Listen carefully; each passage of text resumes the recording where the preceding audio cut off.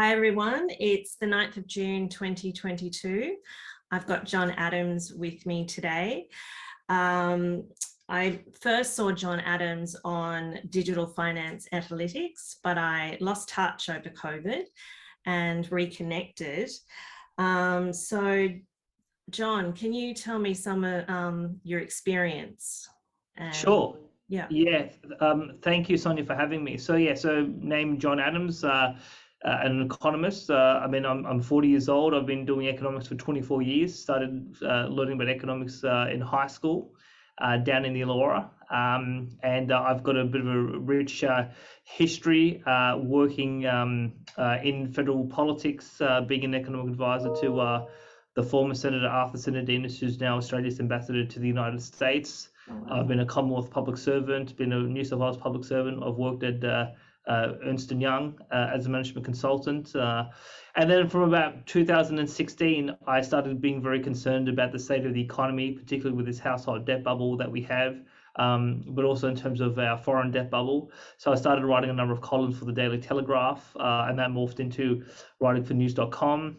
And then in 2018, I wanted to, do this full time. And that's when I met up with Martin North, and we did a series of shows in 2018 on his YouTube channel, Digital Finance Analytics. And then in 2019, we launched our own unique channel called In the Interest of the People.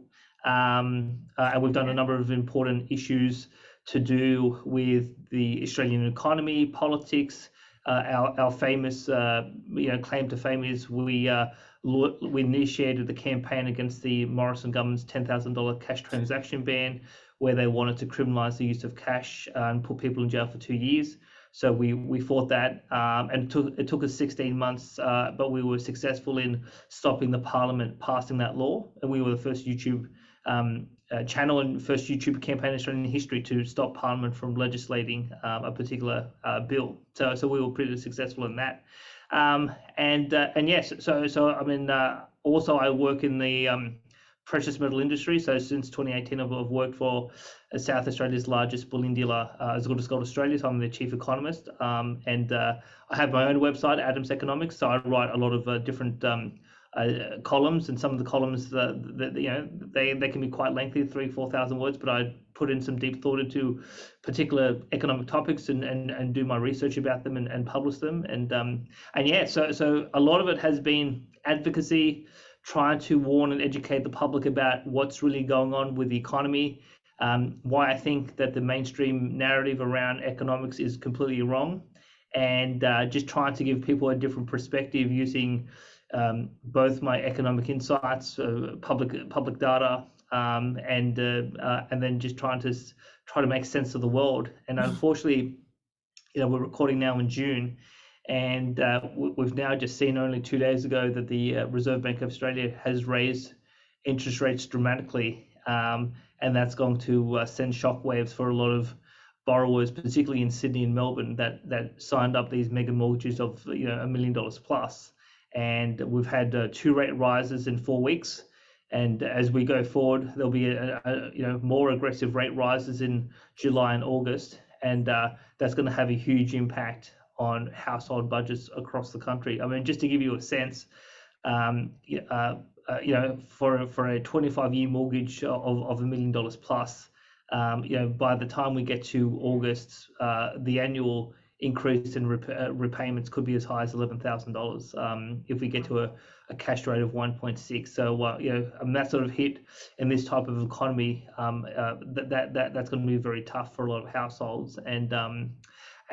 So unfortunately, people drank the Kool-Aid, and people have been drinking the Kool-Aid on a whole host of subjects, Sonia. And we were just before we were recording, we were talking about things to do with medicine and health as well.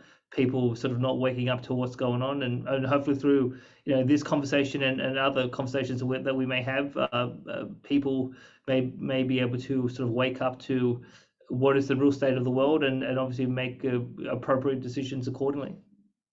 Yes, exactly, and turn the TV off, the mainstream media. That always helps sometimes. Absolutely. Yeah. So I just wanted to do this session with you because apart from health, I think family finance is so important. It can cause a lot of stress, and I don't think people really know the basics about the global economy. And so I just wanted to do a little spiel of so Nixon in the US took the US off the gold standard, and that changed the financial landscape of the global economy. And so the stability of the US currency is based on the petrodollar. So every transaction they do, well, the world does, is usually the US, in the US currency. So what backs the Australian dollar? Sure. Okay. So yeah. Now, because we're trying to have a sort of more elementary conversation, so I'll break it down in a couple of aspects. So prior to World War II, the world reserve currency, so it was gold, but it was largely based on the British pound, and then with the amount of money that the British spent in World War One, and then in terms of World War II, the British pound became out of favor, and then the Americans. There was a big monetary conference in I think 1944 called Bretton Woods, which was in the United States, and they all agreed to come up with a new reserve currency, which was the US dollar, and that was going to be backed by gold, and that basically any US dollars around the world or in the United States, it could be converted for an amount of gold that the US government and the US Federal Reserve were in terms of what they were holding. So now what happened in the 1960s was that the American government was spending way too much money, printing way too much money, largely based on Vietnam, but also a whole bunch of in terms of domestic welfare programs as well. So basically, people started to get a sniff that the Americans may not have all the gold that they needed in order to back their currency. So basically, I think it was in 1967. There was a famous example where the French President de Gaulle sent a naval ship with $300 million on the ship, and basically said, "Okay, we want to take the gold." And that sort of caught the Americans off by surprise. So this is a naval ship that got to New York Harbor, and the Americans were forced to give over the gold. And slightly later after that, the British said, "Okay, we want our gold," and the Americans told the British, "Well, we can't deliver." So then we get to 1971, and obviously there was a huge amount of concern in the States about this gold convertibility window, and the fact that they were losing a lot of gold because countries around the world were asking for gold because they don't want these US dollars. And so that's when Richard Nixon in August of 1971 closed the gold convertibility window and basically severed the relationship between gold and the US dollar. So at that point, that's when the US dollar became a fiat currency, and a fiat currency is basically a currency that derives its value by a decree in terms of the government. So why is $10 worth $10? It's because the government says it's worth $10. So whereas historically $10, you determine that value in terms of how much that piece of plastic or piece of paper can be converted into either gold or silver ounces, or in terms of grams. So now, in order to keep the US dollar in terms of its global supremacy as the world reserve currency, they needed another mechanism so that countries around the world would actually use the dollar, and they could keep it in demand. So that's why in 1973-74 the Americans cut a deal with Saudi Arabia to create what you said in terms of the petrodollar, and that was that any time that the Saudis in particular sold oil on the global market, they would have to sell that oil in US dollars, and that would keep all oil transactions around the world based in US dollars, and that would keep the US dollar in terms of demand. And in return for that, the Americans would guarantee the security of the Saudi royal family, and that relationship has been happening for quite a while. And then, over the last few decades, there have been attempts by various countries to challenge the US supremacy in the oil market, and that's when you start to see interesting wars happen, whether it's in Iraq, where Saddam Hussein wanted to sell oil in euros, or whether it was in Libya, where Gaddafi wanted to create an African currency backed by gold and sell Libyan oil using that currency. So yeah, but also in terms of Venezuela.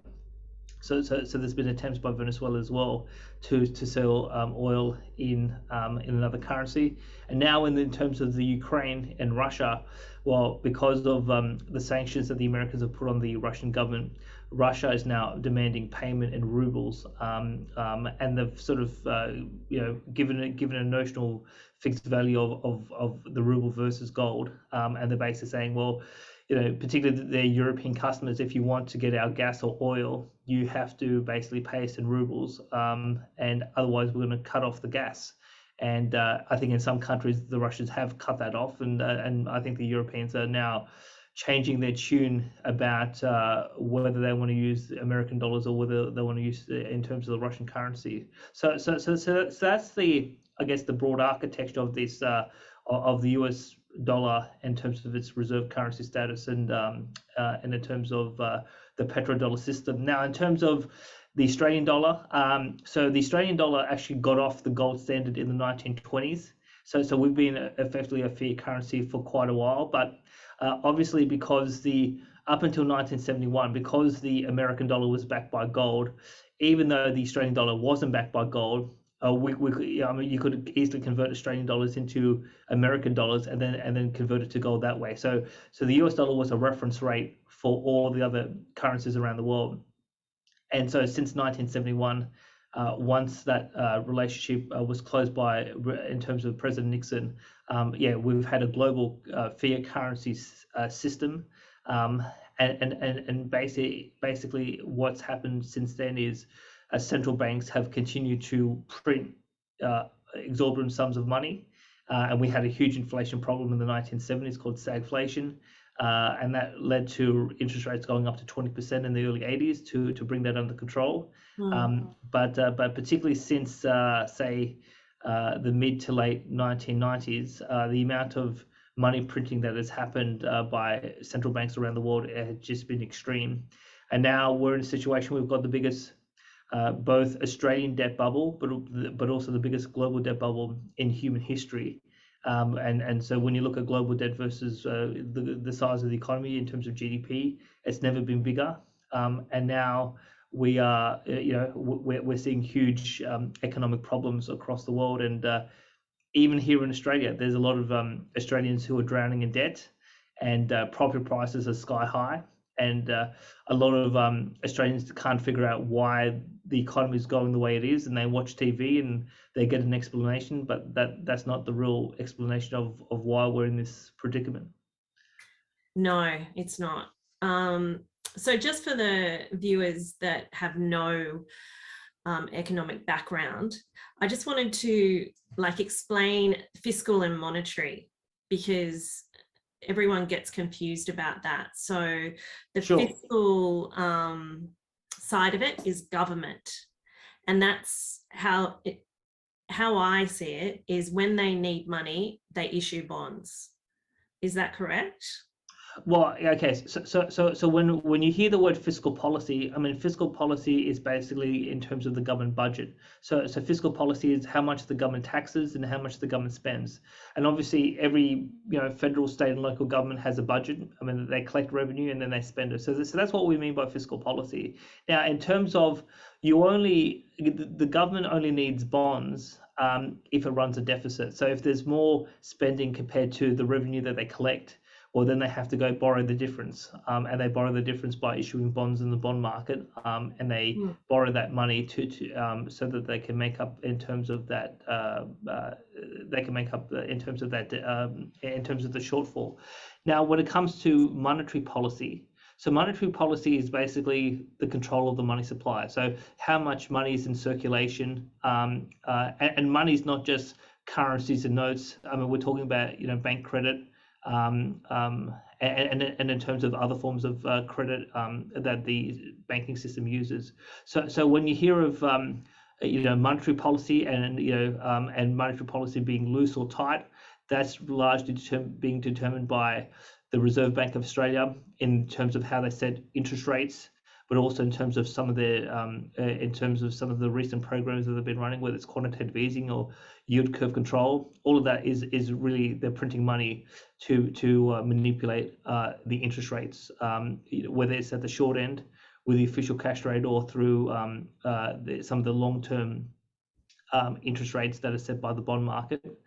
So that's what we do with monetary policy, but also the commercial banks have an important role to play with the amount of credit being issued in the banking system as well. So the monetary policy is basically the banking system, and fiscal policy is basically what governments do with taxing and spending. Okay. Everyone went on about the inverted yield curve, and Yes. that's a signal. Could you, I actually don't know why that's a signal and what is it? Sure. Yes. So now, it was a couple of years ago that I wrote a lengthy article about the inverted yield curve. Now, so basically what happens is in normal times, the longer you lend your money to someone in the bond market, that you expect them to pay a higher level of interest compared to a short amount of time. And why? Because for example, if you lend money for say 10 to 30 years, well, there's potentially more risk. So you want a higher interest rate on that lending that you as an investor give compared to in terms of short-term rates. Now, there are times where short-term rates become higher than long-term rates. So basically, for example, if you're gonna lend money to the bond market today, you want a higher rate of interest in the next, say, in terms of the next say 1 to 2 years, compared to if you want to lend over 10 to 20 years. Now, in those situations, the inverted yield curve is an accurate predictor when you're looking in terms of the American bond market. But now some banks and a whole bunch of market economists have done some analysis about the Australian yield curve, and it's not a good predictor. But in America, when you start to see the 1 year or the 2 year bond yield becoming higher, so the interest rate on 1 year, 2 year bonds is higher than what the interest rate is on 10-year bonds, that's a signal that you're going to go into recession. And typically it's a forecast that sometimes that indicator can predict a recession within 6 months. Sometimes that it may take up to 2 years before that happens. But anytime you see in terms of this situation, so whether it was in terms of March 2020, there was obviously the COVID lockdown, and the lockdown caused a huge collapse in the financial markets before they announced quantitative easing to infinity, and they tried to print their way out of that situation. But the inverted yield curve, I think, inverted around 2019. In terms of 2008, the US yield curve inverted in late 2005. And really, when you go through all the recessions, you want to look at the most accurate predictor is the 1 year and the 10-year bond. So once you see that the interest rate on 1 year bonds is higher than 10-year bonds, then you know a recession is coming, because that indicator has never failed in terms of the US. So really, that's what you want to look at to see if there is a particular recession or not. Now the interesting thing is that to the best of my knowledge, we've seen some parts of the yield curve invert in the last few months, say the 5 year and the 10 year, but you haven't seen the 1 and the 10 year invert yet. And yet the American economy is potentially on the verge of having in terms of having a downturn in terms of a recession. So we had the first quarter of economic growth go negative. And so there's a lot of speculation that the second quarter may go negative as well. So what is a recession? A recession is technically when you have 2 consecutive quarters of negative economic growth. Yeah. Okay, that makes sense. So when you go to monetary policy, when you say print money and QE, do they ever pull that back in, Uh, the money well, supply? yeah. So since 2008, where they started doing all this quantitative easing, I mean, look, it's been a big monetary experiment. When they when they first did it, so the U.S. Federal Reserve Chairman Ben Bernanke basically said that it was it was a short-term fix. We were just doing it to basically keep the banking system alive, and that we would, they would rein it in and sort of, maintain the integrity of their balance sheet. But basically since 2008, that hasn't happened. So they've continued to print more and more bonds. And even though there's been times where they've tried to sell those bonds off, I mean, anytime you try to sell those bonds, it creates volatility in terms of the market, and then they just have to keep on printing more and more. They have to keep on printing more and more. So that's why prior to 2020, particularly in 2019, when there was some speculation that Australia may do quantitative easing, I just was doing a number of YouTube shows and saying to people, don't do quantitative easing, because once you start it, you can't reverse the process. Now, technically speaking, during World War II, the Americans did a version of quantitative easing, and then once the war was over, they were able to rectify the situation. So basically what happens is the central bank prints money out of nothing, buys these government bonds, and by buying the bonds at a fixed rate, what they're doing is that they're driving the price of the bonds higher and driving the interest rates on the bond lower, which means that the government can borrow money at a very cheap rate. And obviously that allows the government to spend a lot more money. Now, in order to reverse this process, the central bank has to sell the bonds into the market at a lower price that drives up the interest rate. Now, how do you ensure that the government can maintain its fiscal position without defaulting when you've got high interest rates? You've got to have basically run a surplus budget, so you've got to have more revenue than what you're spending, and you've got to take that surplus and buy back these bonds and retire the debt. And that's what the Americans did in the 1950s, and they were able to reverse the process of quantitative easing. But since 2008, no government around the world who's done QE has run a surplus and has tried to buy back the bonds in terms of trying to retire the debt. And so that's why I think, for example, we just had the Australian election, and the budget papers that was announced by Scott Morrison and Josh Frydenberg in late March said that this year's budget deficit was going to be $74 billion. So if we're ever going to try to reverse this QE process, and to trying to ensure that the number of bonds in the market, that they go down, and that the central bank's not printing money out of nothing, we've got to run consistent and persistent surpluses and use those surpluses to basically buy back these bonds, retire the debt, shrink the bond market. But while we have out of control spending by Canberra, that's not going to happen anytime soon. Okay. And do you see a sovereign debt crisis in the future with any country, or because of the global economy?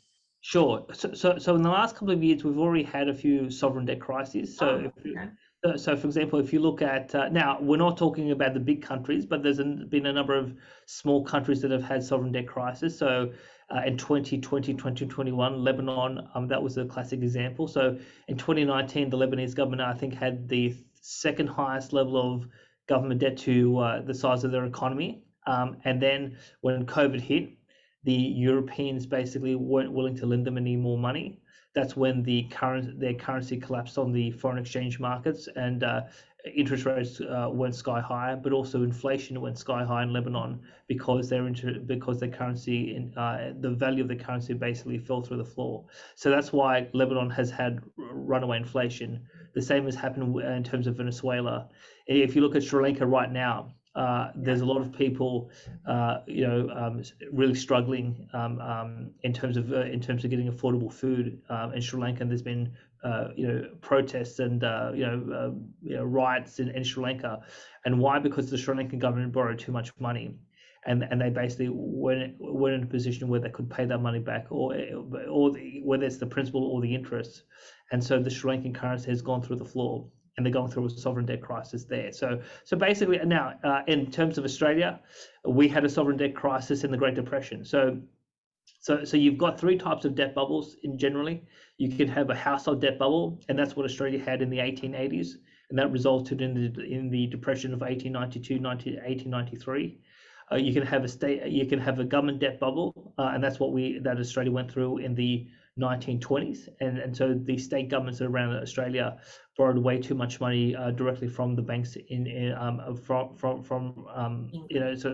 they borrowed too much money from the banks in the UK, and then when the British banks wanted their money back, and we were struggling to pay it, basically we went into a depression, and that obviously happened after the 1929 stock market crash. And in order to rectify that situation, we did what Greece did in 2012. We had austerity, where the federal government and the state governments dramatically cut their spending back and ran surpluses, and with their surpluses, they tried to pay all this debt back that we had borrowed from, like in terms of the UK. So obviously Greece in 2012 went through a sovereign debt crisis as well, where they borrowed way too much money, in the 1990s and during the 2000 to 2010 period, and then in the midst of the GFC, a whole bunch of people in European banks and governments weren't willing to lend the Greeks any more money, and that's when they had a situation. So obviously when a government borrows too much money, and then the creditors want their money back, or interest rates go up and the government can't pay the interest repayments, you then have a sovereign debt crisis. So now, even though we have a lot of government debt, Australia's problem at the moment is we have too much household debt and too much foreign debt. And the other, the one thing I should say is, so we talked about household debt bubble, government debt bubble. The other type is a corporate debt bubble, and that's what Australia had in the 1980s. So when Paul Keating raised interest rates, and we had the recession we had to have, a whole bunch of people in corporate Australia basically went bankrupt, like Christopher Skase and Ellen Bond and a whole bunch of other people that borrowed too much money. So there are some governments around the world that have huge records amount of government debt. And the largest out there is in terms of Japan. So the Japanese government has borrowed exorbitant sums of money, and so that's why they can't allow interest rates to go up, because that would then threaten the ability of the Japanese government to pay back higher, in terms of the principal, but also in terms of the interest rate on their government bonds.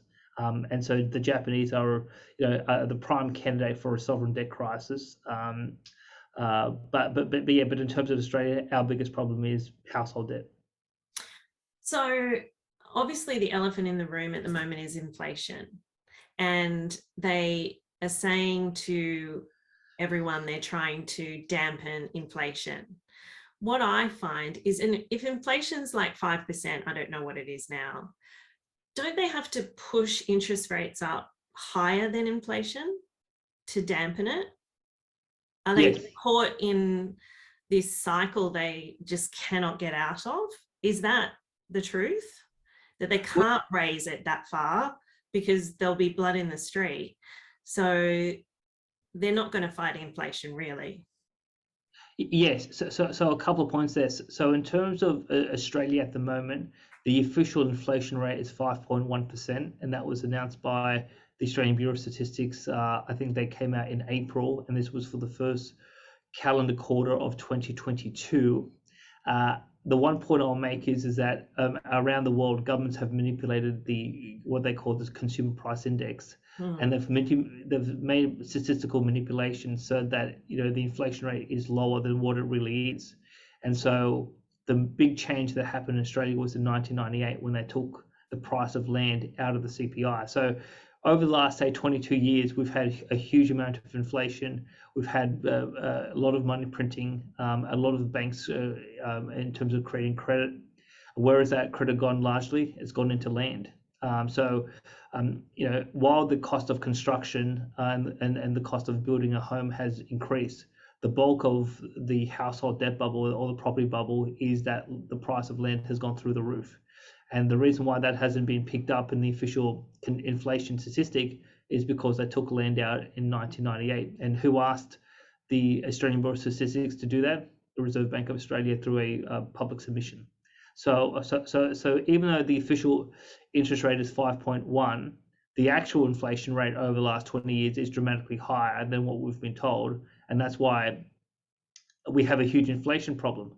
And we also have a huge cost of living problem. 10 years ago when I used to work in Parliament, you had this ironic situation where the government and the mainstream media and the economic officials all said that inflation was low. And anytime the Liberal Party would be doing their polling, the polling would come back and say that the number one economic issue was cost of living. Well, cost of living shouldn't be the number one economic issue if inflation is low. So there's been a big lie about inflation for a couple of decades, and now we're in a situation where even even the official statistics are now basically saying that we have runaway inflation. Yeah. So in order to overcome the inflation, you are correct that historically when we've tackled inflation, interest rates, the official interest rate typically goes above the inflation rate. So if inflation's at the moment 5.1, we would have to raise the official cash rate above 5%. Now,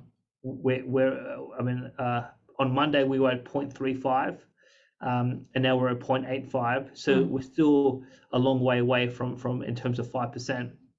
But the funny thing is, if you read the Financial Review this morning, you have the former governor of the RBA, Ian Macfarlane, saying that he anticipates inflation may peak at 8%. So he thinks inflation is going to still go higher. And so that's why he thinks that now he doesn't think inflation is going to get under control. He said inflation may settle around 5%, but in order to get an inflation rate of 5%, we may have to send the official cash rate to 4%. And if the official cash rate goes to 4%, what's that going to mean for mortgage rates? It's probably going to push mortgage rates around 6.5% to 7%. Yeah. And in the last few years, there's been a lot of people who borrowed mega amounts of money on mortgage rates of 1.8, 1.9%. So now some of that has been, particularly last year, a lot of people did split loans. A lot of people did fixed interest rates over 3 years.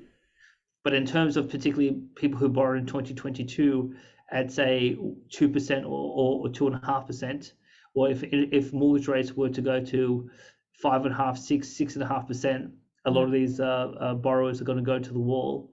And unfortunately, the RBA and the media and the government they don't really have a lot of sympathy for those borrowers, even though they told borrowers that interest rates were not going to go up. These are what they call these marginal borrowers. These marginal borrowers are going to go bankrupt. And all they're going to say is, well, you signed the contract, so it's ultimately your responsibility. Okay. Do you think they have the ability, like the RBA are political? Do you think they have the backbone to do it, to dampen inflation, or do you think they'll backtrack once things collapse, or not collapse? That's a terrible word, but once things get stressful for people? Yes. So now the only thing that the RBA is ultimately going to care about is whether they want to keep the financial system alive. They don't want the banks to go bankrupt. And obviously, because the banks have lent 60% of all loans to households, particularly in terms of mortgages, but also in terms of personal loans and credit cards, etc., they can't allow that situation to unravel. So what I think is going to happen is, so if the question is, do they have the resolve to fight inflation? Only to a point, but they're not going to win the fight, and they're not going to ultimately win that particular fight. So because if they were to raise interest rates to the level that is required to tackle inflation, those interest rates would be so high that the housing market would collapse and we would have a housing depression, just like what happened in Ireland in 2007, 2008, where house prices could easily fall 50, 60%. And you know, the other thing is that particularly in our situation, which is slightly different to what happened in Ireland, our big four banks potentially could be at the point of going bankrupt. So they're not going to allow that situation to happen. So that's why I think they're going to raise rates to the point where things start to become shaky, and then they're going to pause, and then they're going to start cutting again because they have no choice. Otherwise, you know, like I said, you know, we could see a situation where we have financial instability. Now, the question is, how much pain can households take, and how high is the RBA willing to take interest rates before they stop? So that's what no one knows. And even if you look at the RBA's public statements carefully, they basically say that when it comes to household spending, they're not sure what's going to happen with household spending and how they're going to service these mortgages as they raise these in terms of these official interest rates. So what the RBA is going to do is they're going to raise rates and then hope that they can try to tackle inflation to the point where they get under control, but they hope that the households don't go bankrupt. But there'll be, but I don't think that they're going to get to that point. And so, unfortunately, when they pause and reverse course, and this is not just a situation here in Australia, but it's also a situation in the United States and other central banks, when they pause and they're forced to cut again in order to keep the banking system alive and keep this debt bubble going. I mean, that's when inflation is really going to go out of control. And so that's why even the last couple of days, we've had this problem about stagflation that I've been warning about since 2020. And now the World Bank and other, you know, large institutions like the International Monetary Fund, they're all saying that stagflation is the biggest risk. And so I think that phenomenon is going to play over the next couple of years. And for a lot of middle-class families, it's going to be tough going in terms of trying to manage in terms of their debt load with surging cost of living pressure. Exactly. You're trapped between rising prices for groceries, and it's either rising prices for groceries and everything like that and petrol, or your interest rates go up. It's just a bad situation for everyone. I did watch one of your shows prior to the election with Martin North, and you actually went against everyone and said that you think housing will go up. Obviously, this is not financial advice, it's your opinion. Mm-hmm. Labor has gotten in. Are you still going with that? Yes. So the whole premise of what I said in that show was that they're going to raise rates, they're going to pause, and they're going to start cutting rates again because they don't want the financial system to collapse. And then when they cut rates, they'll have to cut the rates more than what they've done during the pandemic, because anytime you have a big bubble, to keep the bubble going, you've got to pump it up with more and more air. So where I think we're going to go in the next cycle, which is a lot of people are predicting that central banks are going to start cutting interest rates in terms of 2023. So I'm thinking that we're going to see negative interest rates in 2024, and that potentially could push mortgage rates lower. So if you think that people last year were borrowing 1.8, 1.9%, I wouldn't be surprised if in a couple of years' time mortgage rates are around 1%. And if mortgage rates are around 1%, that's where I think a lot of people are going to they're going to borrow, you know, huge sums of money, and that could drive property prices even higher. So I think the next 6 months is going to be very tough for a lot of families as they aggressively raise rates. But at some point they're going to stop, they're going to pause for a while, and they're going to start cutting rates. Now, in the case of New Zealand, they're already suggesting that they're going to start cutting rates in the second half of next year. So it could be that late. Some people think that the pivot's what they call the pivot, where they stop and pause and reverse, that could happen at the end of this year, and particularly in the case of the Americans. So we'll have to see how that unfolds. But for those that are sort of on the edge, they're the ones that are going to suffer in the next 6 months and potentially, either be forced to sell their property or lose their home or whatever the case may be. But then when they start to cut again, that's when they'll have to start cutting aggressively, and that's when I anticipate property prices will potentially go even higher. But that's going to take a couple of years to play out. Okay. And you just, yeah, okay, I get you. So even with Labor in? Yeah, well, here's the thing. So, I mean, the mathematical reality is it doesn't matter who the government is. Right. No prime minister, whether it's Morrison or Albanese, they don't want property prices to collapse on their watch. They don't want a financial crisis on their watch, because the thinking in Canberra is, if you collapse the bubble, people are going to vote you out, and you won't be able to survive politically.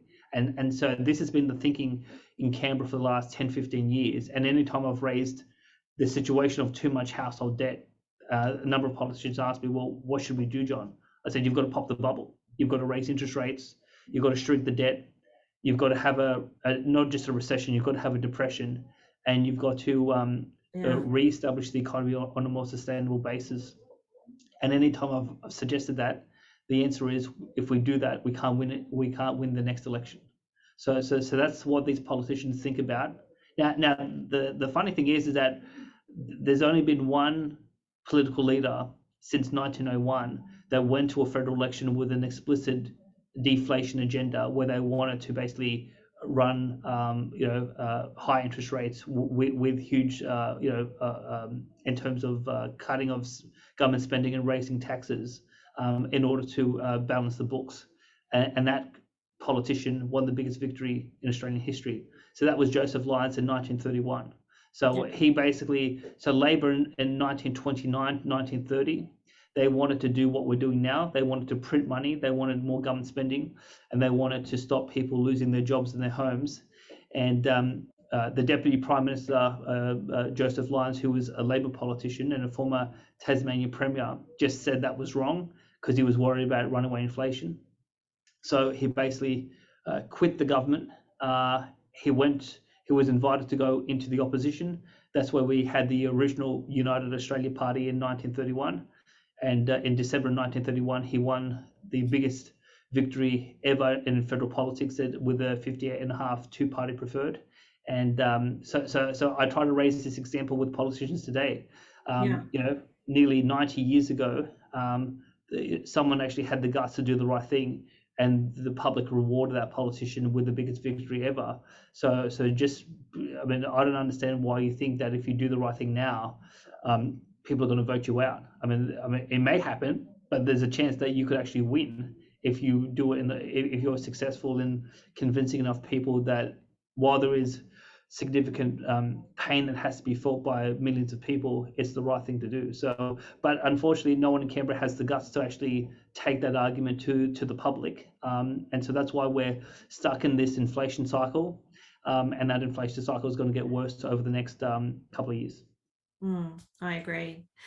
Before I let you go, I was very impressed with your campaign for cash, because that's close to my heart. Because I don't think people realize, like, every time people use credit cards, I just think, just use a bit of cash, like one day a week, take some cash out and use it. Because to me, having cash circulating, it's freedom. It represents freedom to me. So why were you so passionate about the cash and the $10,000 limit? Sure. Well, I mean, so one is that the argument put forward by the government as to why they wanted the cash ban, I just thought that was I thought it was BS. So they said it was all about tax evasion and trying to stop the black economy, and by the black economy, they're talking basically illegal activity, drugs, etc., is being all settled in cash.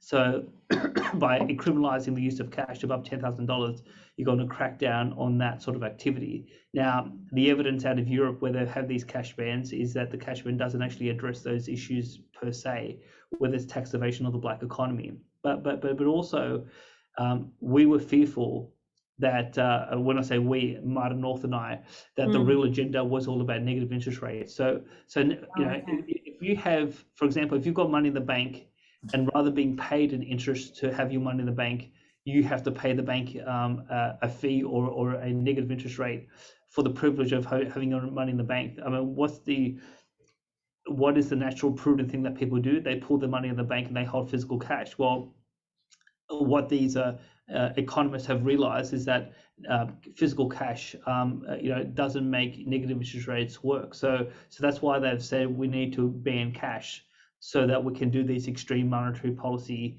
options to keep this extreme debt bubble going. And so our fight was all about ensuring that people had the freedom that if they wanted to go and do negative interest rates, which I think are coming, that they weren't going to allow people to escape in terms of the banking system. So we want maximum freedom. We want people to be able to make whatever choice that they want. And if the government wants to have negative interest rates, we want people to be able to, in terms of try to get out of the banking system in that situation. But the other, I guess, other big concern is that when we think about the surveillance states of Big Brother, if everyone is trapped in a digital system where all of their transactions is in digital accounts and there's no physical cash, privacy is completely destroyed. Banks and financial institutions and the government can monitor what people do. And then you get into the extreme situation where, like you do in China, we have the so-called social credit score, where they can start to control your bank account or control your credit card and say that if you behave in a way that the government wants you to behave, well, then you can catch a train or fly on an airplane. But if you do something that we don't like, well, then we're going to stop you from doing all the basic things that we all take for granted. And I mean, one thing I'll say is that I think a lot of Australians were very shocked and surprised over the last couple of years with how society changed very rapidly. So one day we were completely free, the next day we were completely locked down, and that was all about in terms of the virus, in terms of the pandemic. But obviously, in terms of going forward, we don't want unelected bureaucrats to have that level of power over our lives in terms of what we do with our own families. And so that's why I thought it was just so critical that we stop the criminalization of cash.